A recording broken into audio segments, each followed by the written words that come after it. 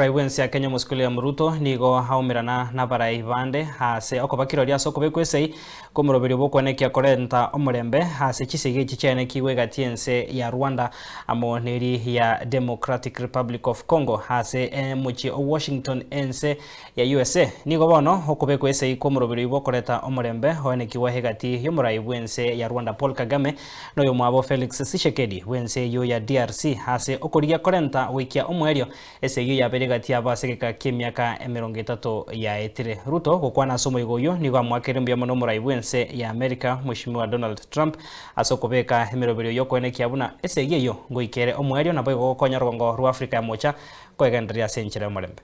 The compact we're signing today, which will be known as the Washington Accords, everybody sort of liked that name, formalizes the terms agreed to in June, including a permanent ceasefire, the disarmament of non-state forces, provisions for refugees to return to their homes, and justice and accountability for those who have committed illegal atrocities.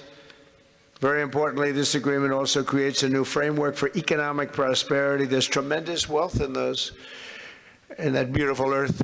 It's beautiful earth, but it was stained badly with blood, tremendous amounts of blood.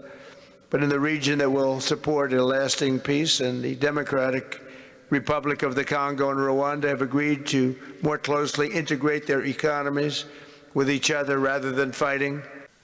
Our presence here, Mr. President, as regional leaders, is a testament of our collective resolve. We will spare no effort to ensure this agreement is fully realized, mobilizing every resource and partner to secure peace and unlock the region's immense economic promise. The protracted conflict on our continent continues to hold back Africa. Our current 3% share of global trade is stark evidence of how far this war has held us back.